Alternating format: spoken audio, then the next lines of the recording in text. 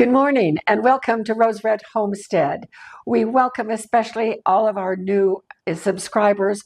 We're just delighted to have you here. Over 5 years ago, we made a video with this very same title, Pressure Canning Ground Beef. And it has been, over the years, one of our most popular videos. And it still surprises me that we get viewers viewing that because the technology that we were using at the time was pretty low end. The lighting was bad, the sound was bad, and I made a couple of errors in that video. I was brand new doing it, very nervous, and so we're going to redo that video. And part of that is because we have so many new subscribers. And the other reason is I think that canning ground beef and having that on our food storage shelves is one of the single most important ingredients that we can have at ready for when times are just uncertain and we never know what is going to be happening. It helps us be prepared for these uncertain times in which we live. In fact, sometimes I look at the canned ground beef that I have as part of our way of having fast food ready right out there on the shelves, and I'm going to show you what I mean. So this is a pint of our ground beef that was canned in January of 2022. Now, the beef goes all the way up to here, but right here is a ribbon of fat. That fat does not go all the way through. It hugs the jar all the way around, and there's ground beef behind it. And so this is just shy of a pound that we can fit in a pint jar, which for Jim and me, it is perfect, the perfect amount of ground beef to use in any one of a number of meals. For instance, I add this to our Sloppy Joe mix, instant supper. I add this to my triple canned beans. This is triple beans. It looks to me like it has pintos and kidneys and I can't tell, maybe black beans. I think black beans in there. And so I canned these triple beans back in 21. That makes this 3 years old, but I can put this with this and add some other things like corn and tomatoes and have taco soup along with some taco seasoning. And so this makes a pairing with many, many, many other things. And we're getting a little bit low on these, so it is time for me to redo that original video and show you how it is done this time very properly, adhering to the USDA guidelines. The USDA and the University of Georgia have a recipe for canning all kinds of meats like this, including ground beef, including patties, including meatballs, and it's all one recipe. I will put the link to that below the description of this video so that you can download it, print it out, do whatever you need to do it so that you can follow explicitly the USDA guidelines for canning ground meat. Now, one of the things that we have heard from some of our subscribers who sadly have done a great big batch of this ground beef is that they don't like it. Some people have said it tastes just like dog food. Well, I don't have a taste comparison on that. And when I made that comment, somebody came back and said, well, I do. And it tastes just like dog food. So I don't know about that. So it is very true that when we take ground meat or meat of any kind and run it through pressure canning, it changes the taste and the texture of the meat. And if you find it objectionable, you do not want to have a dozen pints of ground beef on your shelf. Therefore, I recommend that perhaps you can do a little test just to be sure. Now, knowing that the texture on this and the taste has changed just a little bit, I don't ever use this just plain. I always include it with other dishes that have a lot of taste spices to them so that the meat is still there, but the taste is just fine for us. We don't mind it at all. But for you, if you'd like to test it, what you can do is one of the days that you are doing a batch of pressure canning where the processing time is 75 minutes, which is exactly what the processing time of this is, then make up 1 pint just the way I'm going to show you today and include it in that batch and then do some taste tests on it. Divide it into different pieces, add different spices to it, and just taste it to be sure that you will be happy with the results. We're very happy with the results. So I'm going to go ahead. Now, the key thing to remember when canning any kind of meat is that once the meat is in the jar, it needs to have enough space between the pieces of meat so that the liquid can transfer the heat to every part of the jar and get every piece of the meat. So in other words, we don't want to pack raw hamburger into a jar and pressure can it and think that we're going to be safe, because the entire inside of that jar with all of the food inside needs to be up to 240 degrees for a certain amount of time to kill any botulism spores. Now, while it's very unlikely, tremendously unlikely, that there is any botulism spores contained in this meat, none of us ever wants to take the chance that that might be the case, because it just takes one in order to produce that horrible toxin that can be deadly. And so we always operate clearly within the margins and not outside the margin of error, but clearly within the margins that the USDA has prescribed for us in order to keep us safe and to keep our families safe. So the first thing that we're going to do is to partially cook this meat. Now, because I want it ground and my hands are very, very clean, I always wash my hands right before I start a video. We are going to just crumble up, probably a pound, maybe 2 pounds at a time. And I'm going to chop this up as I cook it so that it is in crumbles. And that way, when we put it in the jar, there are enough spaces to where the liquid will be able to get in. Now, I'm going to fry this meat, just making sure that it gets a little bit browned. It's still going to be pink, but there's going to be enough of the browning on each crumble so that when those crumbles come together, they're not going to stick like they would if it was raw. They're still going to maintain their individuality as a way of explaining it. And so we're going to do this, and then I'm going to come back and show you exactly what I mean about the point to which you need to brown this meat. This is the last batch of the meat. The rest is in here. Jim was going to come up close and give us a really good look at this so that you can see how done this is. So as you can see, there's still some pink. It's just barely browned. It's going to have an hour and 15 minutes, 75 minutes of processing time in the heat, so we don't need to worry about it getting all the way. So I'm going to go ahead and dump this here. And you can see the whole batch of it is just, there's pink all through it, but mostly browned so that this meat is not going to stick to, the clumps will not be sticking to each other. So when we come back, we will be putting this into hot jars I just took out of the dishwasher and getting ready to take them out to the canner. So here we are, ready for the fun part, getting it loaded into the jars.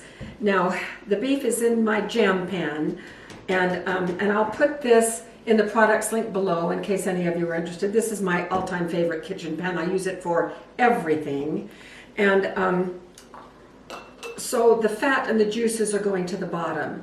Now the directions say to remove as much fat as possible. Some people even go to the extent of running hot water over it to rinse it. I don't do that because frankly I like a little bit of the fat left for flavor purposes, as you saw in that little ribbon of fat that was around. So the top part is now dry as can be, so I'm just going to go ahead and put this in. We want to shake it down a little bit, but not a whole lot. So that's about right, with an inch of headspace. And I suspect that we're going to get someplace between 6 and 8 pints. I'm now down where the meat is immersed in the juices and the fat. So I'm going to pull it aside and then just let this drain for a little bit before I put it in the jar.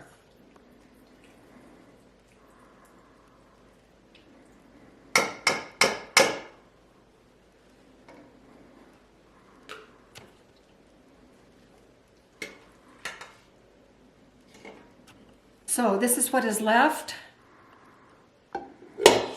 I have some beef bouillon all boiling, and I'm going to pour it into this silicone 1 quart measuring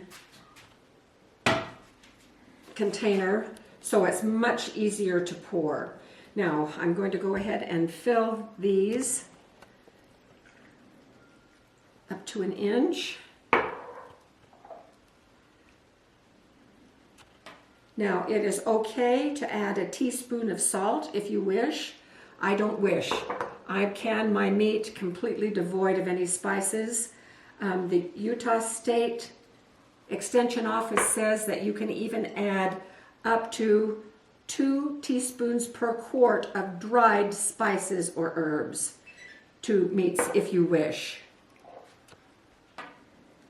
But I keep mine completely flavor-free so that I have the variety, the capability of turning this into anything I want. Now I put together 6 cups of this bouillon, so that was just about right. We have about a cup left, but I still have to go through now and check for air bubbles. We want to release as much air in the jars as possible. All right, now there are some that need just a little bit more. Bringing it up to that 1 inch of head space.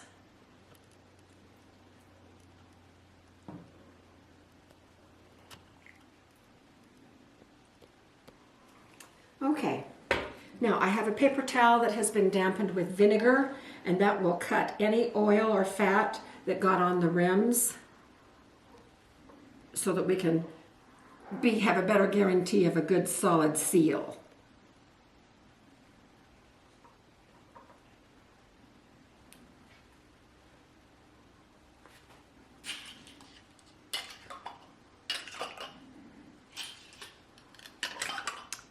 On go the lids, rings finger tight.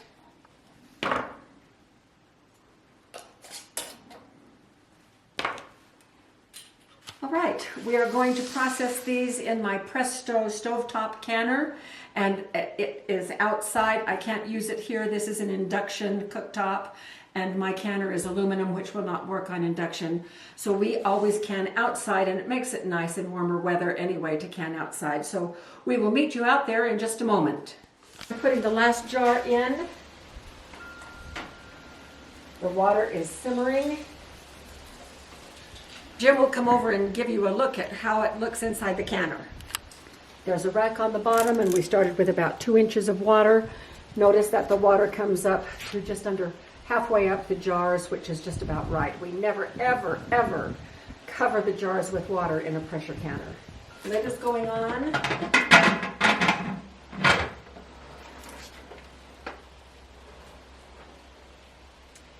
Here is the weight that will go right over this vent as soon as we have vented the canner for 10 minutes.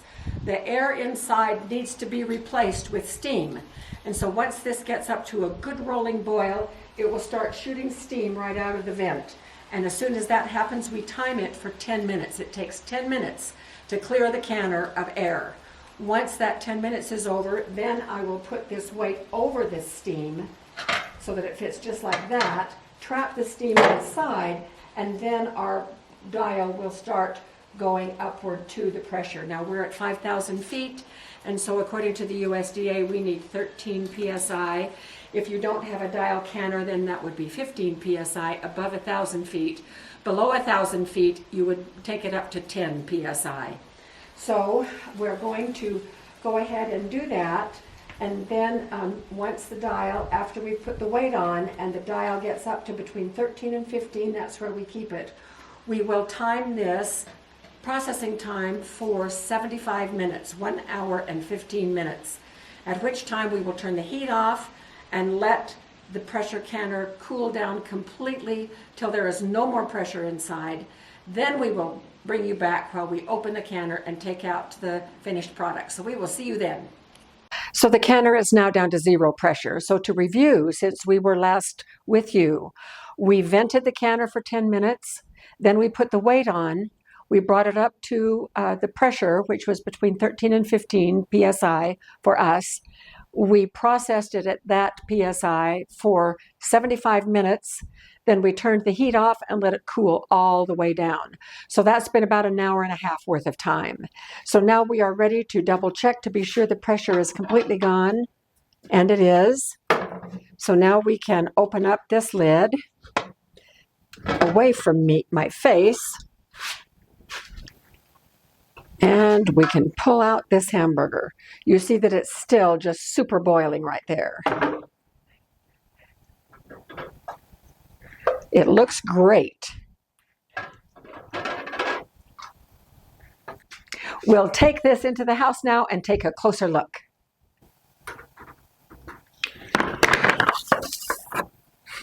We certainly could have left those outside to cool down, although it's going to be close to 90 degrees out there this afternoon. It was already pretty hot. My kitchen is generally between 70 and 72 degrees, and so it's much better to bring them in here so that they can cool. Now we will just let them sit out here for several hours until they are completely cold. And then I will be no, they're not too bad, but they do have a little bit of grease on the outside, which means we probably had just a little tiny bit of siphoning, but that's just fine so long as the liquid in the jars remains above the half mark and the jars seal. The food is good to go. So this is just as easy a process as possible to have these pints of canned ground beef in our food storage for times of emergency and for times when we need a quick, almost fast food meal. So I hope that you enjoyed this. I hope that it was instructional for you. So this is just one more thing that we can do to help us all be prepared. So thank you so much for being with us, and we will see you again very soon for more videos.